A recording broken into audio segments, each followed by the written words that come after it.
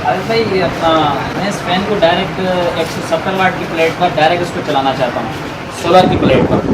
तो ये 2 एम्पियर का पंखा है, ये उससे डायरेक्ट सोलर पर अगर मैं चलाना चाहूँ खराब तो नहीं होगा? देखिए भाई, ये पंखा जो है एम्पियर इसके जितने भी हो, 2 हो या 4 हो, असल में ये 12 वोल्ट का है। सोलर जो है आम तौर पे जितने सोलर होते हैं 20 वोल्ट से लेके 22 वोल्ट 19 वोल्ट इस तरह देते हैं। अब किसी भी 12 वोल्ट की चीज़ को आप 20 वोल्ट पे या 22 वोल्ट पे चलाएंगे तो वो चीज़ ख़राब होगी। किसी भी चीज़ को सोलर से चलाने का तरीका यही है कि सोलर को आप बैटरी से अटैच करें और फिर बैटरी से वो चीज़ चलाएं। अगर सोलर जो भी आवर करंट दे रहा है उसे कंट्रोलर जो है वो कंट्रोल करके बैटरी को देता है, बैटरी उसे अपने अंदर कवर कर लेती है और फिर हमें हमारी चीज़ों को जो है वो 12 वोल्ट या 13 वोल्ट मिल रहा होता है। तो किसी भी चीज़ को डायरेक्ट सोलर से नहीं चला सकते हैं, बैटरी से अटैच करके आप चलाएंगे।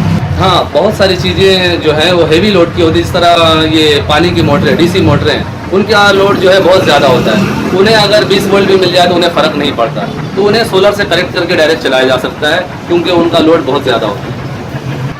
आज भाई मैं अपना सोलर की प्लेट से डायरेक्ट कनेक्शन देना चाहता हूँ बैटरी पर। बैटरी से कनेक्शन अगर इस फैन को देता हूँ मैं, तो उससे तो ये फैन नहीं उड़ेगा या चलता रहेगा उससे, या कंट्रोलर लगाना ज़रूरी है?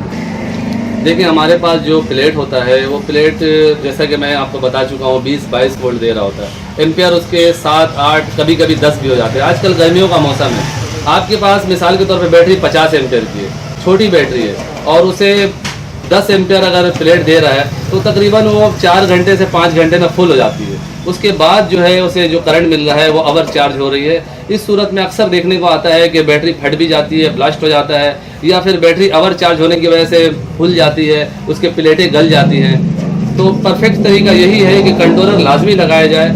कंट्रोलर लगाएंगे तो वो आपकी बैटरी को ओवर चार्ज होने नहीं देता है। अगर आप थोड़ी सी 1000 रुपये की बचत करते हैं और कंट्रोलर को निकाल देते हैं, कंट्रोलर के बगैर आप डायरेक्ट प्लेट से बैटरी को चार्ज करते हैं, उस सूरत में जानी नुकसान का भी खतरा है और आपकी बैटरी को तो हर हालत में ख़राब होने का खतरा है।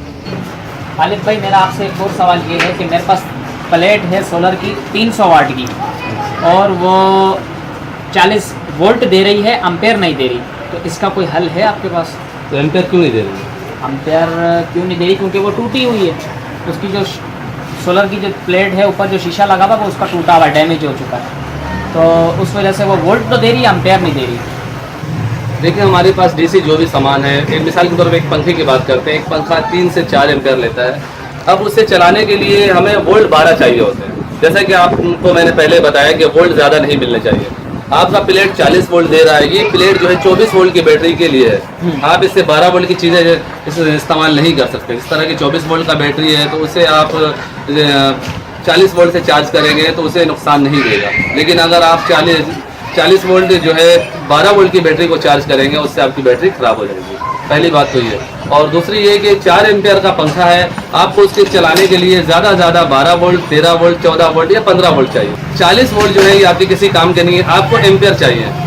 जैसा कि 4 एम्पियर भी अगर उसे मिल जाता है वो पंखा प्रॉपर चलेगा। लेकिन क्योंकि आपका प्लेट एम्पियर नहीं दे रहा है, तो प्लेट जब टूट जाता है तो उसके एम्पियर ख़त्म हो जाते हैं, एम्पियर नहीं देता है। तो इसका कोई परफेक्ट हल नहीं है, क्योंकि प्लेट के जो शीशे हैं उसके सेल लगे हैं वो टूट जाने की वजह से डैमेज हो जाते हैं, फिर उसके एम्पियर ख़त्म हो जाते हैं। तो उस सूरत में वोल्ट तो वो प्रोवाइड कर रहा होता है, लेकिन हमें एम्पियर नहीं दे रहा होता है, और हमें किसी भी चीज़ को चलाने के लिए एम्पियर की ज़रूरत होती है। तो ना वो बैटरी को चार्ज करेगा और ना ही वो उसके ज़रिए आप किसी चीज़ को चला सकते हैं। सो फाइनली दोस्तों, ये था सोलर से रिलेटेड चंद सवालों का एक छोटा सा वीडियो जो आपने देखा। उम्मीद करता हूँ आपको आज की ये वीडियो अच्छी लगी होगी।